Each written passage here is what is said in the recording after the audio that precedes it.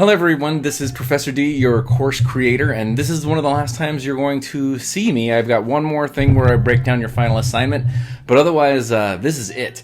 And you watched a few different videos about your circle of influence, you've watched about your circle of concern, you've learned about how you give your power away, and why do we give our power away, and why don't we recognize that we have the ability to make the difference that we do. We've learned a lot about what we can do to happen to things, how to be proactive rather than sit back and wait and be reactive to things. We've learned different ways of what power is, and power, there's a traditional model of power over, which is overrated, and it's not the way we as humans have traditionally worked together best. It's a way of repressing and controlling other people. Much bigger fans of power with, power together, and then really understanding that power within, which is really what we're talking about here, is like, how do we own this power within? And I've been talking throughout the course, if you've taken the course with me, about how you can make these small communication choices to make a difference. Because we have communicated ourselves into these problems. We've communicated stereotypes. We've talked about that, and we've recognized we've all said or thought stereotypes about another group before. Like, part of the problem is this right here. Like, when we want to make the difference, look in the mirror and recognize this is a person right here, and this person has the power to make a difference. And it's funny because, we always sit around and wait for somebody to do something. I mean, how many times have you ever walked by a piece of trash and been like, somebody should pick that up? Well, guess what? Somebody saw it, and somebody has the ability to do something about it, right? So I make it my goal to pick up trash when I see it, because I can do something about it. And I want to be a person that does something about things in the world. So I'm going to review a little bit about what you've learned, and then how I expect you to use your power, because you've used your power to unconsciously support these things that keep us divided, that keep us at each other's throats, that keep pushing other people down and their identities down, and it's really just unhealthy. It's a toxic way of living. It's a toxic way of being. So we learned about that we have judgments, and we exercise judgments on everybody all the time. We learned that in our first impressions activity. We've talked about how different it feels when we take the time to really slow down and get to know somebody. What is it like to get to know somebody when we give them a fair chance and we don't let bias interrupt what we think they should be, versus just giving an opportunity to figure out, for them to tell us who they really are, and how sometimes those biases keep us from the power of human connection with other people. We've talked about dialogue and really taking time to slow down, understand, get a sense of what someone's saying, get a sense of what someone's feeling, instead of just debating with them and trying to prove how we're right and they're wrong. When we're working from a right-wrong paradigm, there's only two options. There's right or wrong. Like I've told you in this class, or creates a lot of opportunity, or is a space of new things, or is a space where what else can we do about this problem? And it creates, again, an opportunity for the power of human connection, for the power of human validation, where we can see each other as all parts of who we really are and value all parts of what brings us together to make us the unique human beings we are. So again, we want to try to dialogue when it's time to fix problems and not just debate. Because debate just kind of chooses between two options and usually rarely solves problems once and for all. We want to not just cover up symptoms of problems, but solve problems, and that takes time and understanding. Einstein said, if you want me to solve a problem and you give me an hour to do it, I'm going to take 55 minutes to understand the problem and 5 minutes to solve it. That's what we need to do. This is how we need to understand each other and see each other, so we have this power of human connection. We learned about the cultural dimensions, like monochronic time and polychronic time. We learned about high power distance, low power distance, high emotional display, low emotional display. And really with these things, it's important to understand that people are just different, and how they do things is different. And it's okay that they're different, and that there's beauty in the difference. For an example of why this is so important to know, when parents lose a child, they have a high degree of odds that they are going to get a divorce. And the reason they get a divorce is not because they hate each other, that the kid is gone. They get angry at each other because they feel they didn't grieve the way they're grieving. So they're grieving the child wrong, and that judgment means they start to like come apart because they're not really talking about the hurt part of who they are inside. They're instead judging the grieving that they think they should be doing in the way that they're doing. And it's one of those things that drives people apart.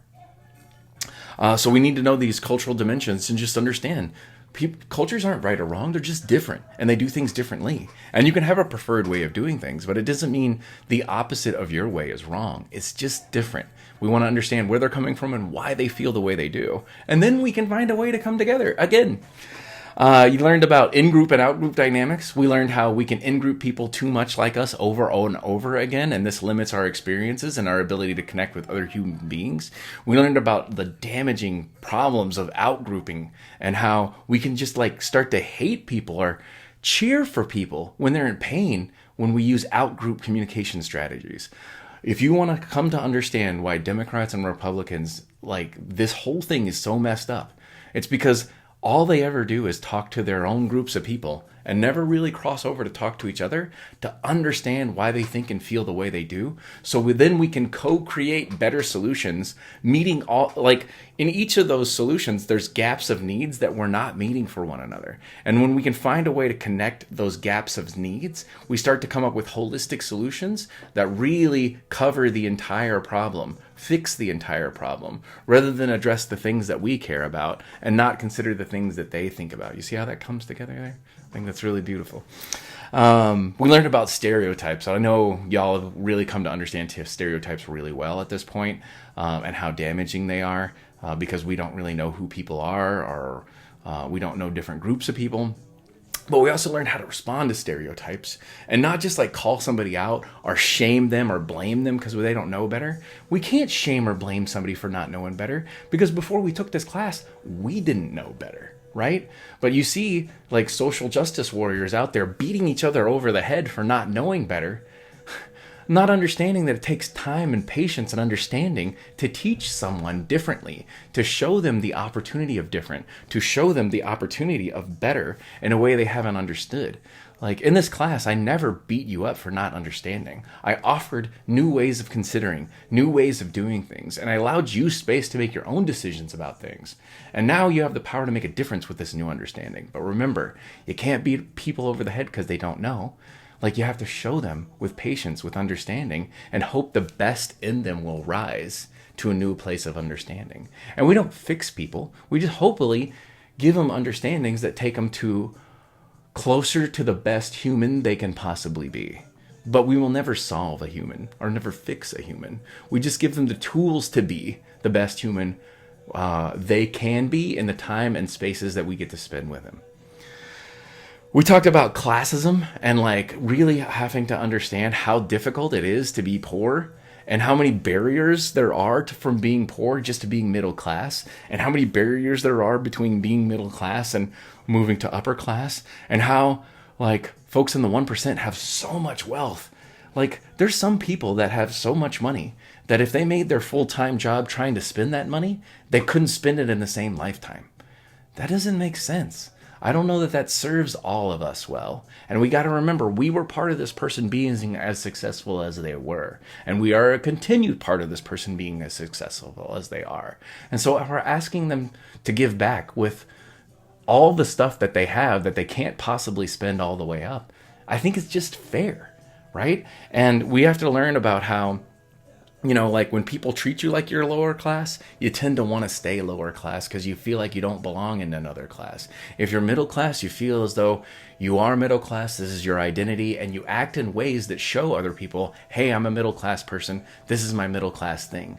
And when people move from one class to another, usually the people that they leave, like when someone moves from lower class to middle class, like the friends they used to have in the lower class spaces eschew them or treat them as though they're not part of their group anymore. And again, this is part of the stuff that keeps us apart. This is the part of the stuff that makes us weak as people. Like, and we gotta find ways around these issues. We talked about meritocracy, the myth that anybody, if they work hard enough, can get to the place they need to be. No person on their own can work hard enough to get anywhere all by themselves. They need the help of other people. You all are planning on getting a degree. And you've taken this class, interpersonal communication, and I, in the time that we have spent together, have helped you move closer to your goal of getting the degree. I have hopefully helped you thinking about what work you want to do in the future and how you might use this learning to be a better person in that space, right? So, and when you're done with school, you are going to help me make the world a better place. I am a diversity and inclusion trainer. I usually can make like $10,000 doing the same type of material that I've done with you in this class for like $300. The reason I choose to stay in community college is because I choose to learn and teach you, because you all see the opportunity in the things that I'm saying much quicker than folks that have been out in the world doing things in different ways for a longer period of time. It's harder for me to talk those folks out of a new way of being and this new opportunity than it is to talk to you about these things. And you all see this and run with this wonderful knowledge quicker.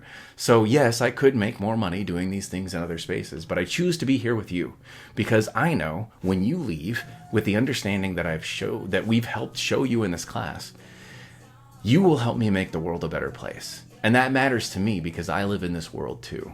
And I can't do this thing alone. No matter how many people I got in front of with all of my diversity knowledge, it doesn't matter much because I'm still just one person. But we're so much more, think of all of us in this class, working together to make a powerful difference in the world and what the world could look like if we have validated each human being. We learned about privilege. And that's a really uncomfortable topic. Every time I consider my male privilege, it always makes me uncomfortable. When I realize I don't have to be scared on first dates, when I realize I don't have to worry about walking in dark parking lots, when I can give my number to people or not be afraid to give my number out to people, or I just don't have to situationally be afraid of things, that's a lot of privilege. And everybody that's not male doesn't get that thing. Is that uncomfortable? Yes.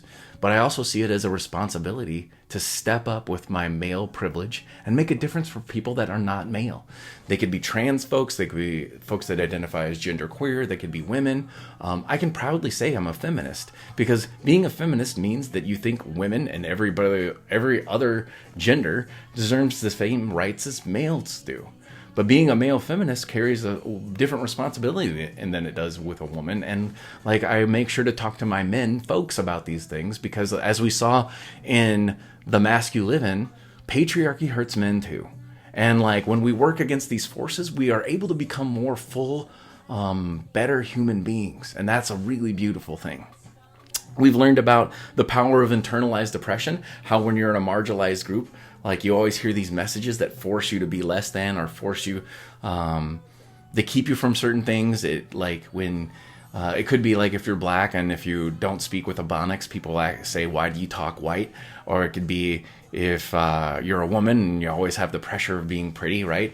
This pressure is one of those things that keep us in an oppressed space. And we act out these pressures too, because we have been taught to be or act this way. And we need to see or do something different. We learned about in-group conformity. So if you're part of a privileged group, you're expected to act a certain way. If you don't act a certain way, you are punished for being different, right? So if you're a man and you're feminine, you're called a sissy or a weak or soft. If you're white and you're poor, you're called white trash or trailer trash, right? Because you're not doing white correctly. Right? All these things are forces that keep people in privileged positions and make them act in a certain way that holds that privilege and doesn't give it out freely to other people. Now that we understand this, we can do this stuff differently and help people in a new way. We also learned about the web of oppression, and that's difficult, right? All these little things that come together to separate us and hold us down. And it's tiring. It's difficult.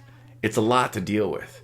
But we also learned if we can slowly remove one web strand and slowly damage another web strand, we weaken the web and flies can get through. We learned the power of chucking starfish into the ocean. And yeah, we can't save them all, but we can make a difference for one another, right? We can help create a new space and new opportunity for other people. And seeing that we have this power is so important because the world walks around and teaches you you're not enough, that you don't have power, that you don't have the ability to make a difference. And that's not true. It's the lie society has taught you to keep you in check, to keep you controllable, and to keep you in a space where they can make you be what they want you to be.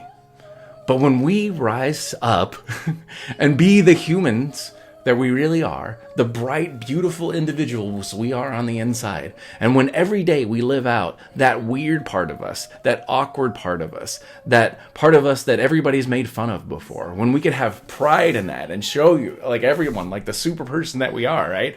This is me, and I'm going to be me, and there's power in being me. And when I see other people and they're different, and I say, you're you, and you have the power of being you, unbelievable opportunities happen. But you know something special now. Like we have worked together to help you understand things in a whole new, different, powerful way. And now what I'm going to ask you to do is recognize you've got power. You can make a difference.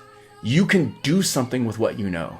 And your next assignment is going to be, how can you use what you know and understand to create a change? How can you use what you know and understand to make a difference?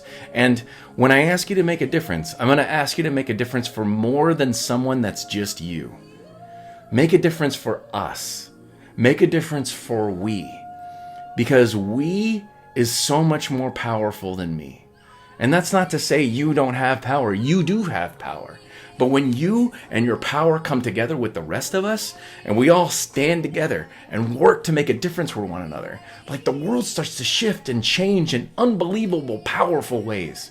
In the 60s, black people in the South really couldn't vote without potentially getting hurt. In the 60s, people were still getting lynched. And did you know lynching still is federally legal? We gotta come together and push against these things. We gotta stand up and say women should get paid the same as men for doing the same job. And that's not gonna make me as a man get paid less. It just puts pressure on the people that don't choose to pay women more. And if they don't pay women more, I can take my talents somewhere else to a place that pays people equally and better. You have power. You can make a difference. We have communicated these problems into being. And by changing our communication, we can communicate these problems out of being in the same way. But it starts with recognizing, right, what is in here. You are a beautiful, wonderful, amazing human being. And if nobody's told you lately, I love you. And I care about you. And you've shown me who you are over the course of this class. And I see that person that you are. I am just asking you to step into that being. Step into that potentiality. And become the person I know you can be. Because it's there. You just have to act like it is too.